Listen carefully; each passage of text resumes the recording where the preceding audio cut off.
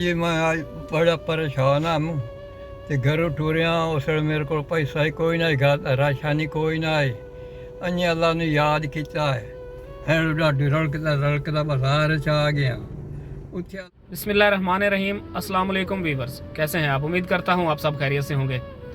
मैं आज एक बार फिर इन बुज़ुर्गों की खिदमत में हाज़िर हुआ हूँ। ये बाबा मंजूर हुसैन है।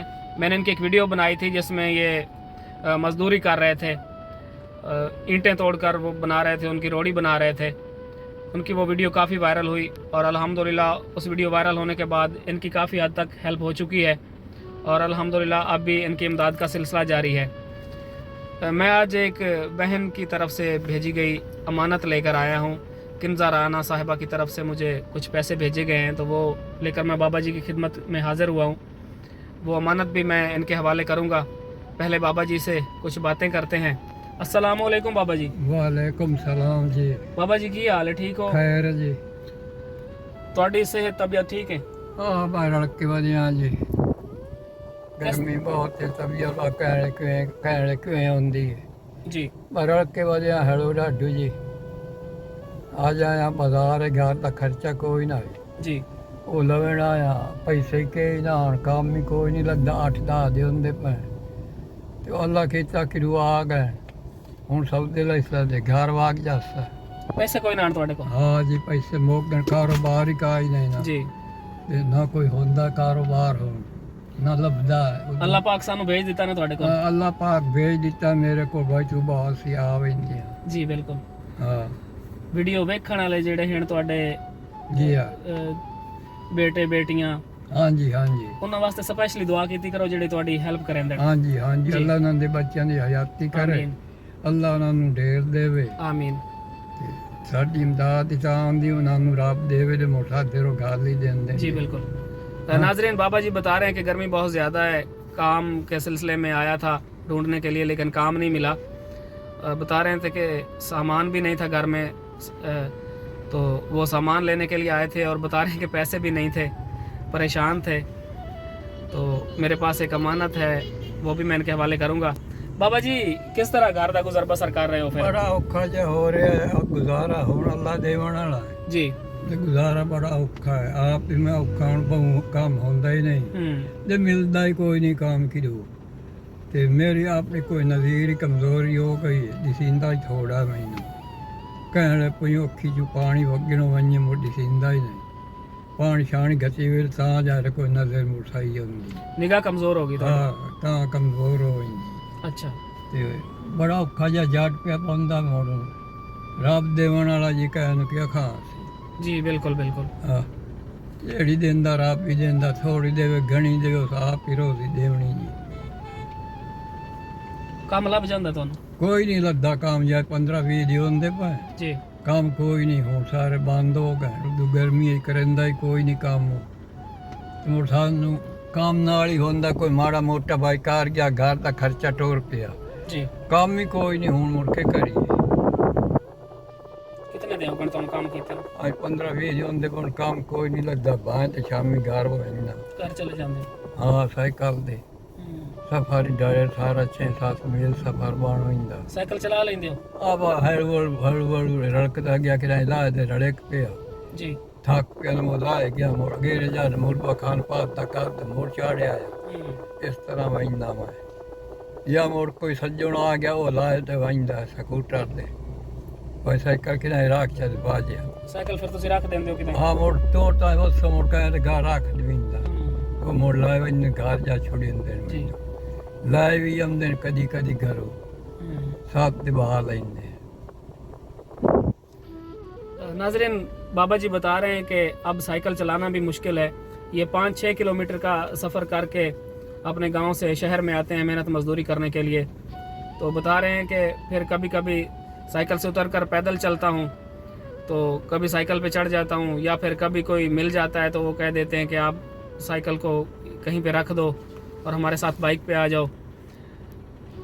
इसी तरह ना बाबा जी? हाँ जी जी इसी तरह साइकिल मोड़ उत्थे वरसों जिथे रखिया चा जी ते मोड़ो लाए गया घर छुड़ेंदा ते मोड़ हट पैंदा भावें घुमाण वाले जावणो मैनू घर अपराया आंदा यानी वो देख लेंदे पे बाबे और बुजुर्ग हाँ हैं। मैनू घर छोड़ जावणा मोड़ जी मुड़ पिछा हाटिया होना। ठीक, मेरे वास्ते दुआ करेंदे हुंदे हो? बड़ी दुआ करेंगे अल्लाह तेरे बच्चों नू रंग ला, तेरी हयाती लम्मी करे, आमीन ढेर देवे अल्लाह तैनू। आमीन। तू बड़ी कोशिश साडी कर रहा, गरीबी वेख दे मेरी, अल्लाह मियां तैनू ढेर देवे, अल्लाह तेरे बच्चों की जिंदगी वधाए। बाबा जी मैं किहड़ा तुहाडे ते एहसान कर रहा, मैं लोगों दी भेजी हुई अमानतां लैके तुहाडे तक ओए आउंदा। मियां आजा, इस गर्मी घर कोई नहीं टुरदा, अंदरे पैर आंदे शाम तक। जी ये कोई थोड़ी खेचल नहीं गर्मी है करनी। जी भी अल्लाह मियां तेरा भला करे, जेड़ा सफर कर दे, आमीन सोत मैनू दे वैना, जेड़े तेरे को आउंदा तू दे देना मैनू से टाइम आ दे। बस तुसी मैनू अपनी हुण दुआवां च मैनू याद नहीं रखा पता करो। कोई ना, तू फोन कीता ते पता लगा ना। जी जी हाँ बाबा जी अपनी दुआवां च याद रखा करो, और अल्लाह इंशाल्लाह याद है, मैं अपनी बिल्कुल कोशिश याद है, मैं करेंगे अपनी आप। कोशिश फिर भी जारी रखसा हाँ अल्लाह मियां तेरी जिंदगी कि करे, तुहाडी बड़ा कुछ कीता। इस मजदूरी तो जान छुट जावे हाँ इंशाल्लाह। कभी छोट के ने जा नहीं, छुट्टी न मोड़ दिहाड़ा न उसका देवना ही देवना, पता चोखा टाइम आंदा ना, अल्लाह नहीं पता जी बाबा जी ये तो अल्लाह पाक हाँ जानता अल्लाह पाक ने पता। है। जी टुर दिया लाल इसी हाँ कोई ना करनी हो सड़े। जी अल्लाह पाक बाबा जी तुहानू सेहत देवे, अल्लाह पाक तुहाडी हाँ, लंबी अल्लाह जिंदगी सेहत देवे। देवे तुहानू। हाँ जी सेहत देवे, रोजी रा बहाना थोड़ा घना बढ़ाई बना, जी और है न बड़ा मुश्किल ही है। मुश्किल। नाज़रीन आप लोगों ने बुज़ुर्गों की बातें सुनी हैं, ये बूढ़े हो गए, अब इनकी उम्र तकरीबन 95 साल के करीब है, लेकिन इस उम्र में भी इन्होंने अपनी मजदूरी जारी रखी हुई है, मेहनत मजदूरी करते हैं, रिज़्क़ हलाल कमाते हैं, किसी से मांगते नहीं हैं। 5-6 किलोमीटर सफ़र करके अपने गांव से शहर आते हैं काम ढूंढने के लिए। तो आज भी बता रहे हैं कि काम ढूंढने के लिए आया हुआ था, सामान नहीं था घर में, राशन ख़त्म हुआ था और पैसे भी नहीं थे। तो अल्लाह का शुक्र है कि अल्लाह पाक ने बाबा जी के लिए हमें भेज दिया है। तो मेरे पास जो अमानत है इन बुज़ुर्गों के लिए आई हुई, वो मैं इनके हवाले करता हूँ। हमारी एक सिस्टर हैं किन्जा राना साहिबा, उनकी तरफ से 5000 रुपये मेरी तरफ आए थे, तो वो अब मैं बाबा जी के हवाले करने लगा हूँ। बाबा जी हाँ जी ਤੁਹਾਡੀ ਇੱਕ ਬੇਟੀ ਨੇ ਕਿੰਜ਼ਾ ਰਾਣਾ ਸਾਹਿਬਾ, अच्छा, ਉਹਨਾਂ ਦੀ ਤਰਫੋਂ 5000 रुपये कबूल करो। अल्लाह उन्होंने हयाती करे, जी गिण लो। अल्लाह उन्होंने ढेर देवे। आमीन। 5 है जी। जी ਉਹਨਾਂ ਵਾਸਤੇ ਸਪੈਸ਼ਲੀ ਦੁਆਵਾਂ ਕਰਦੇ ਹੋ। अल्लाह उन्होंने बच्चों की हयाती करे, अल्लाह उन्होंने जिंदगी देवे, अल्लाह उन्होंने ढेर देवे, आमीन अल्लाह तेरे बच्चों की हयाती करे, तैनू ढेर देवे। आमीन। इतनी इमदाद जड़ी तो मेरी कीती है, अल्लाह खैर करे तैनू। बाबा जी मैं तो कोई नहीं की, अल्लाह पाक की तरफ हुई है। होई ना, अल्लाह तरफ ही तरला तो ही कीता है ना। जी अल्लाह खैर करे मेरी आमीन। तेरी बच्चों की, अल्लाह हयाती करे। आमीन। नाजरीन मेरे पास अमानत थी किन्जा राना साहिबा की तरफ से भेजे गए 5000 रुपये, वो मैंने इन बुज़ुर्गों के हवाले कर दिए हैं। आप लोगों का बहुत बहुत शुक्रिया, आप लोग इनका साथ दे रहे हैं, और आप लोगों से इन बुज़ुर्गों का मज़ीद साथ देने की भी दरख्वास्त है। आप लोग इनका साथ दें ताकि इनकी मेहनत मजदूरी से जान छूट जाए। बता रहे हैं कि अब इनको काम भी नहीं मिलता, 15 दिन से बता रहे हैं कि काम ढूंढ रहा हूँ लेकिन काम नहीं है। तो आप लोगों से रिक्वेस्ट है कि इनकी हेल्प का सिलसिला जारी रखें। शुक्रिया।